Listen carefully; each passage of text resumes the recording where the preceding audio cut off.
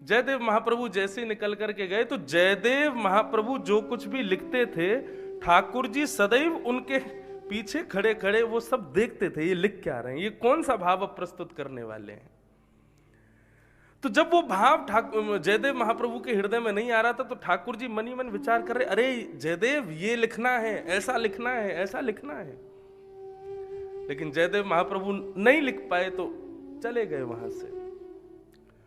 तो उसका भाव यह हुआ कि श्री जगन्नाथ महाप्रभु जयदेव प्रभु का रूप धारण करके आए और आकर के बैठे। वो बोले देवी मुझको याद आ गया था, क्या लिखना है। और ठाकुर जी ने आकर के कलम उठाई और जयदेव महाप्रभु का जो अंतिम भाव जो वो नहीं विचार कर पा रहे थे उसको अपने हाथों से लिख दिया और लिख करके प्रेम पूर्वक प्रसाद पाके अपनी गृहिणी को पवा करके वो बोले अब मैं आता हूं। जगन्नाथ प्रभु जैसी गए। अब जयदेव महाप्रभु स्नान आदि करके वन से कुछ सामग्री लेकर के लौट करके आए तो देखा उनकी पत्नी प्रसाद पा रही थी। जयदेव महाप्रभु बोले ये क्या कर रही हो आप? आपका तो स्वभाव है कि आप पहले भोग लगाती हो, फिर हमको पवाती हो, फिर हमारी थाली में पाती हो, आज पहले ही पा लिया। जयदेव महाप्रभु की पत्नी कहने लगी आप कुछ सुबह सुबह कुछ पा लिए हैं क्या? शायद आपको पता नहीं है, आप प्रसाद पा करके गए थे स्नान के लिए और बीच में आ गए थे, आकर के आपने अपनी जो अधूरी कृति थी उसको पूरा किया। उसके बाद आपने प्रसाद पाया, फिर उसी प्रसाद को मैंने पाया, तभी तो ये हो रहा है। जयदेव महाप्रभु बोले देवी मैं तो आया ही नहीं, जब से गया था तब से बाहर ही बैठा था और तुमने कहा मैं लिख करके गया। बोले हाँ। जयदेव महाप्रभु ने जाकर के अपने उस पत्र को जैसे ही देखा जिसमें वो कुछ लिख रहे थे अष्टपदी का भाव, तो अंतिम पद वहां पूर्ण था। और वो पूर्ण पद क्या था, वो अष्टपदी मुझको याद नहीं है, लेकिन उसका अंतिम भाव था कि जो श्री जगन्नाथ निरंतर किशोरी जी के चरणार विंदों में सदैव निरंतर विराजमान रहते हैं, ऐसे जगन्नाथ प्रभु को मैं प्रणाम करता हूं। वो पद वहां लिखा था। उसको पढ़ करके श्री जयदेव महाप्रभु अति प्रसन्न हो गए। तो गले रत्नम गीतम, गले का रत्न गीत है। कैसा गीत? जिस गीत को सुनकर के ठाकुर जी रीझ जाएं। गगन तल रत्नम दिनमणि, आकाश का रत्न सूर्य है। निशा रत्नम चंद्र,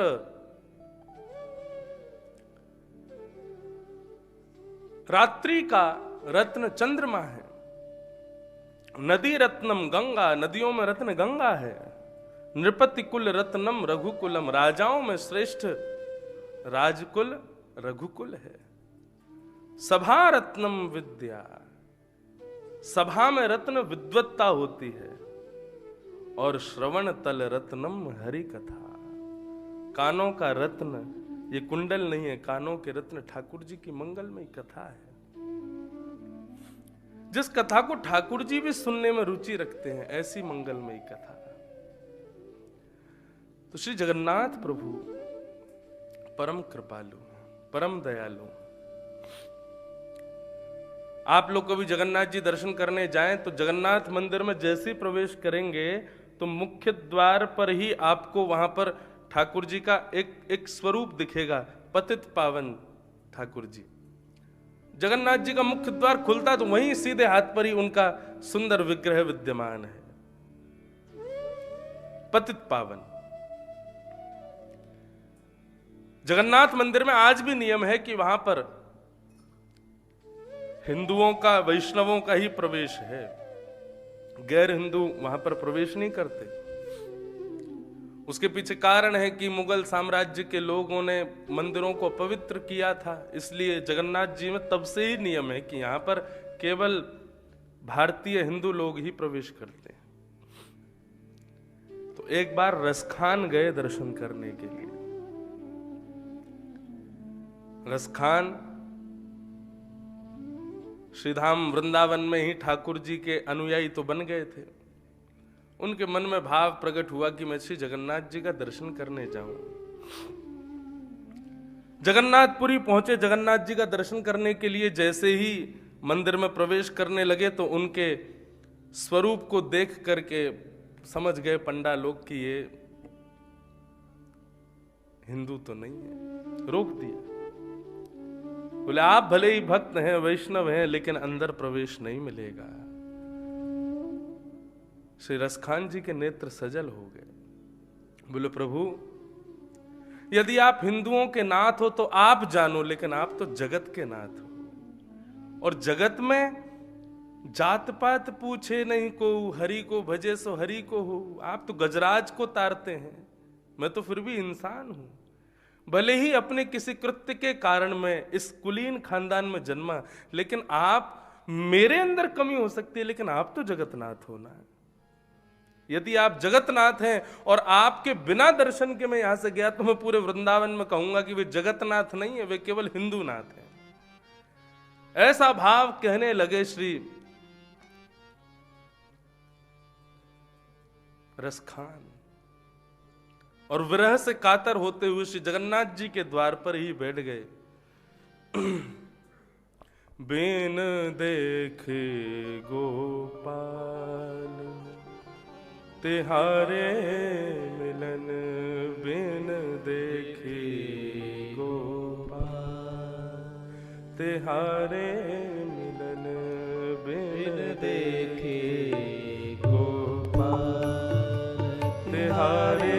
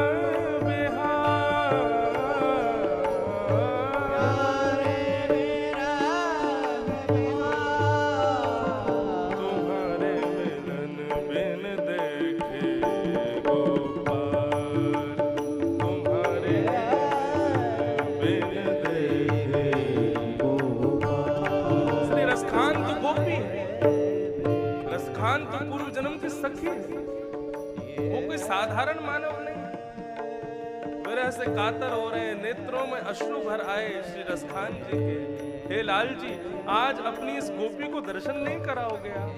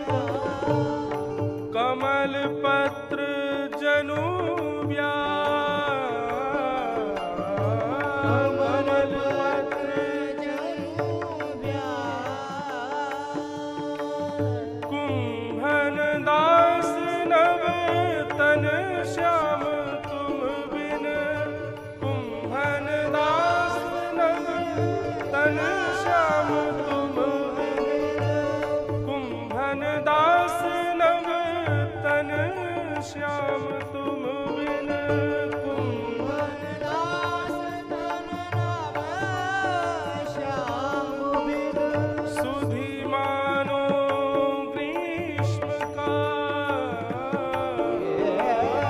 सुधि मानो ग्रीष्म का, बिहारी मिलन देखत मदन गोपाल, बिहारी मिलन बिन देखे गोपाल, बिहारी मिलन बिन देखे गोपाल, बिहारी बिन देखे गोपाल, बिन देखे गोपाल, बिन देखे गोपाल।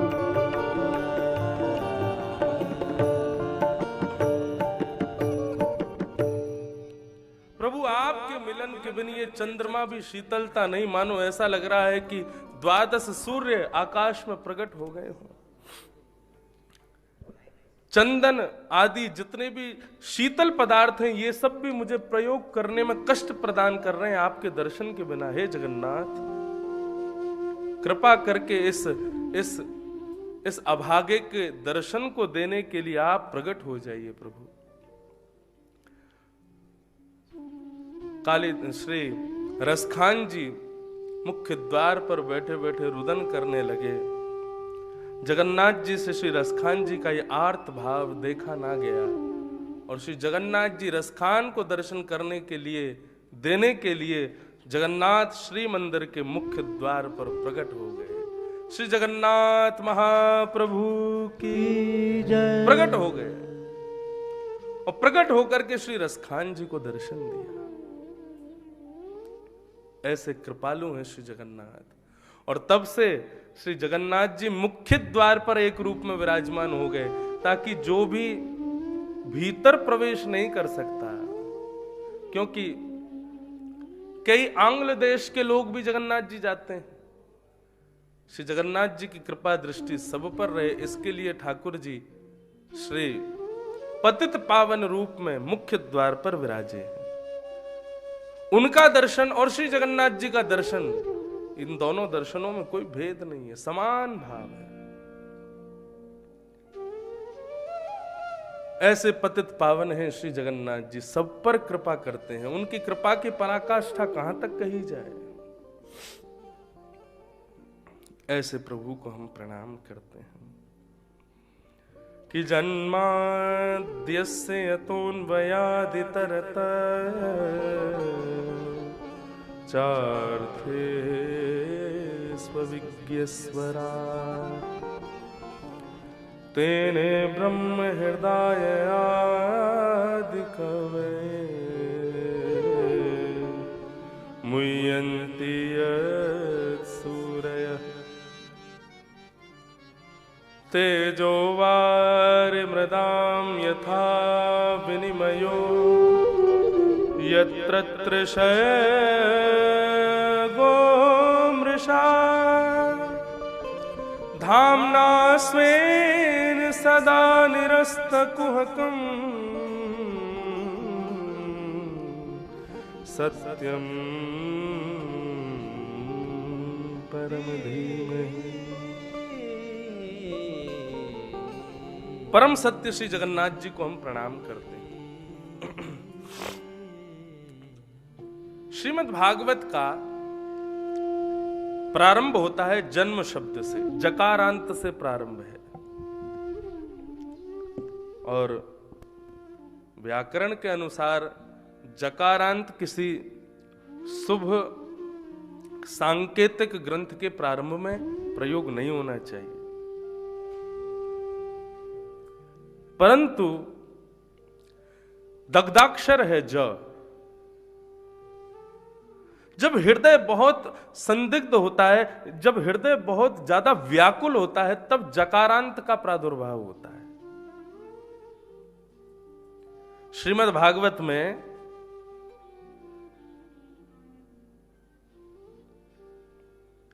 पृथ्वी का हरण करके जब हिरण्याक्ष ले गया, तब भगवान वराह प्रकट हुए, और वराह भगवान के प्रकट होते ही दुखित हृदय से देवताओं ने वराह भगवान की स्तुति गाई। जितम जितम ते जित यज्ञ भावनः त्रयीम त्वनुम स्वाम परिधुन्वते नमः यदरोम गर्तेषु निलिल्युरध्वरः तस्मै नमः कारण सुकरायते। कहने का अभिप्राय, जब भी कोई व्याकुल हुआ तो मुख से ज शब्द का प्रादुर्भाव हुआ। वेदों ने भगवान की स्तुति गाई। जब भगवान समस्त ब्रह्मांड को अपने उदर में धारण करके चले गए, तब वेदों ने व्याकुल होकर भगवान की स्तुति गाई। जय जय जय जाम जित दोष ग्रभीत गुणा, वहां पर भी जकारांत। इसी ब्रज वृंदावन में जब गोपियों ने ठाकुर जी के विरह में गोपी गीत गाया, जयति तेधिकम जन्मना ब्रज, वहां पर भी जकारांत, ज से प्रारंभ।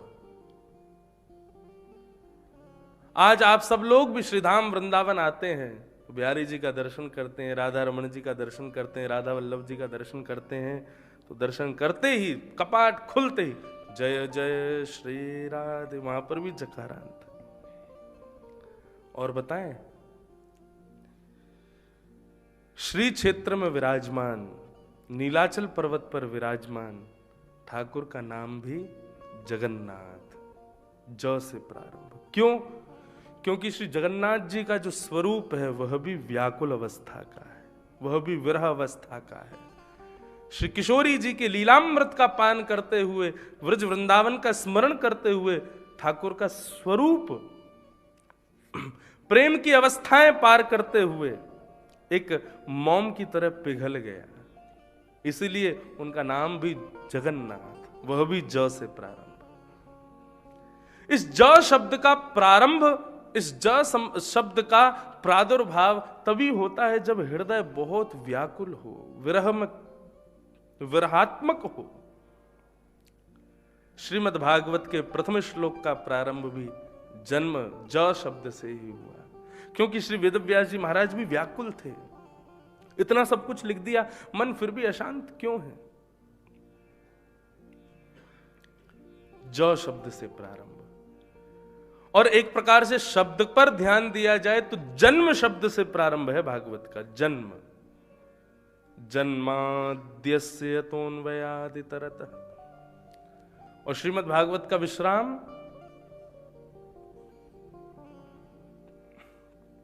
तम नमामि हरिम परम, परम, अंतिम श्लोक का अंतिम शब्द परम। जन्म प्रारंभ, परम विश्राम। श्रीमद् भागवत की सन्निधि में आने वाले व्यक्ति का जन्म परम के श्री चरणों तक पहुंचे, ये भागवत का सिद्धांत है, ये भागवत का मूल सार है। उसी के तात्पर्य से श्रीमद् भागवत की कथा है। जो लोग चतुर्विध पुरुषार्थ की प्राप्ति के लिए कथा कराते हैं वो ना कराएं तो अच्छा। धर्म अर्थ काम मोक्ष की कामना से जो भागवत की कथा कराते हैं, भागवत वास्तव में धर्म अर्थ काम मोक्ष के लिए है ही नहीं। श्रीमद् भागवत के प्रथम स्कंद में स्पष्ट लिखा है, धर्मस्य यापवर्गस्य नार्थोर्थायोपकल्पते। अपवर्ग है भागवत,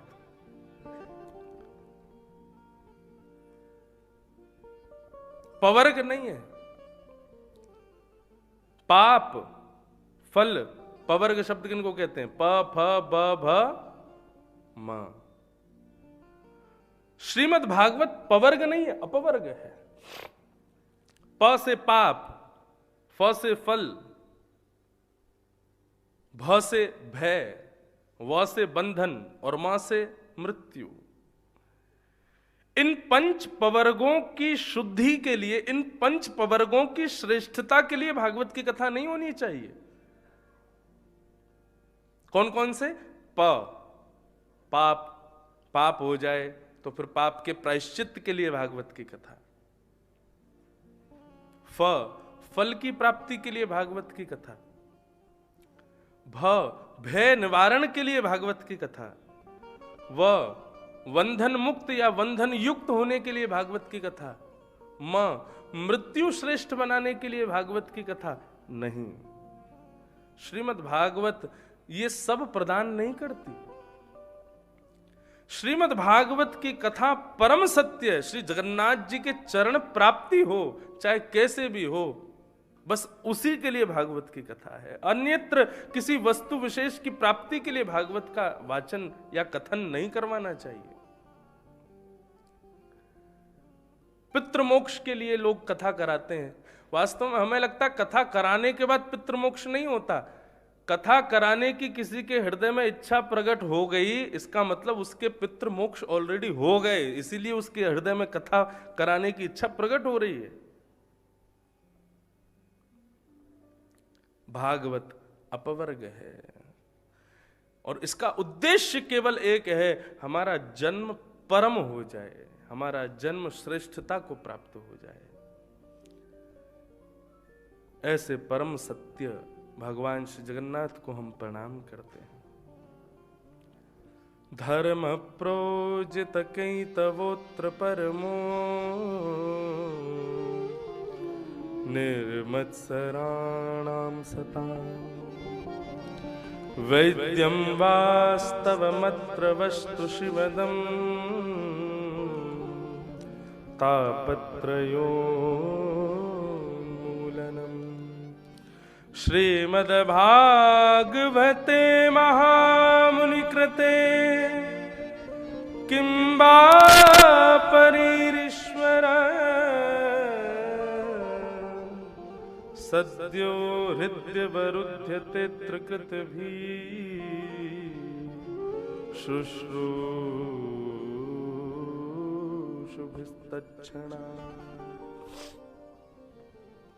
भागवत का विषय धर्म प्रोजित कैतवोत्र परमो, हमारे हृदय में परम धर्म का प्रादुर्भाव हो जाना, यह भागवत का विषय है। परम धर्म किसे कहते हैं? धर्म आवश्यक ही क्यों है? धर्म का अर्थ क्या होता है? धर्म का अर्थ धार्यते इति धर्म।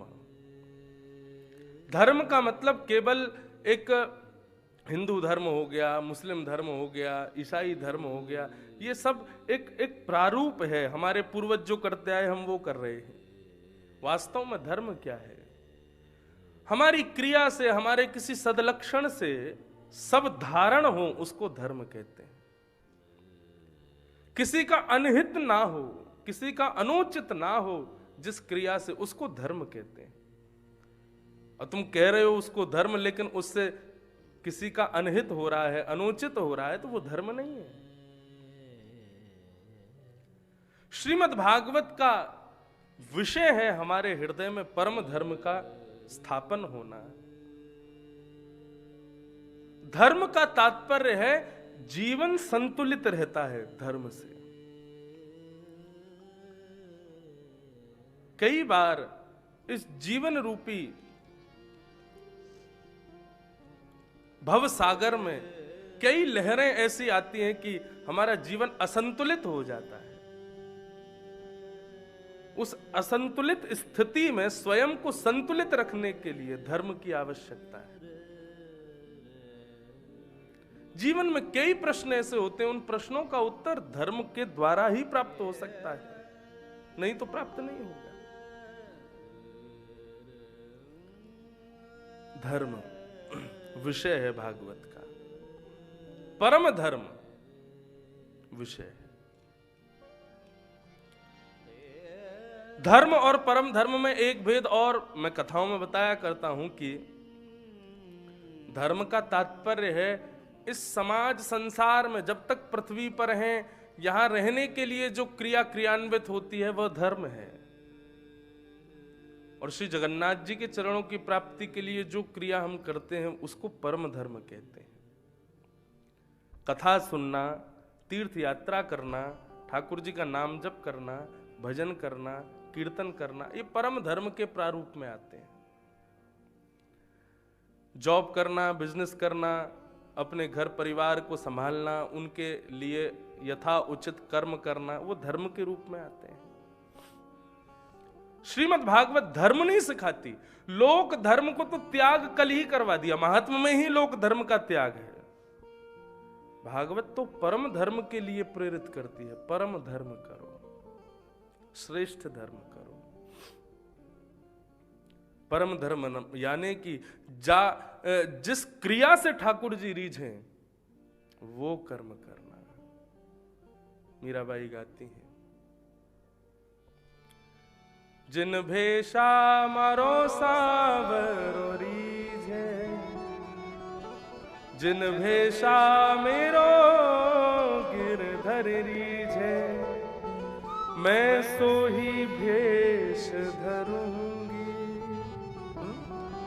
हमारी क्रिया वो हो जिससे ठाकुर जी रीझे, जिससे ठाकुर जी को कष्ट हो, ऐसी क्रिया क्रियान्वित नहीं होनी। देखिए, लोग मुझसे पूछते हैं कि आप लाल जी की सेवा कैसे करते हैं, लाल जी का ये नियम कैसा होता है। लाल, बस आप वो क्रिया नहीं करते ना जिससे आपको कष्ट हो, आपके बालकों को कष्ट हो, आपके भाई को कष्ट हो, आपके माता पिता को कष्ट हो।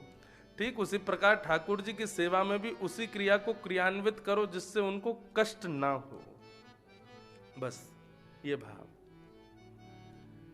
ठाकुर जी सुबह मंगला में यहाँ पधार रहे हैं तो उसके पूर्व यहाँ पर एक अंगीठी सिद्ध की जाएगी, ठाकुर जी को तापने के लिए कहीं गर्मी ना लगे।